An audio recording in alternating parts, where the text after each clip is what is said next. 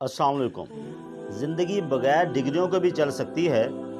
زندگی ایک ہی سوٹ کو 100 بار پہن کے بھی گزاری جا سکتی ہے، اور زندگی 2 روٹیوں کی بجائے 1 روٹی کھا کے بھی گزر سکتی ہے، لیکن زندگی بغیر عزت اور بغیر محبت کے نہیں گزر سکتی۔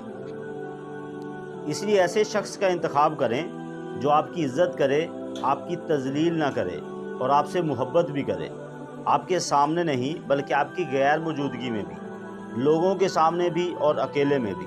جو شخص آپ کی عزت نہیں کرتا، جو شخص آپ سے محبت نہیں کرتا اور جو شخص آپ کی تذلیل کرتا ہے، وہ آپ کا مخلص نہیں ہو سکتا۔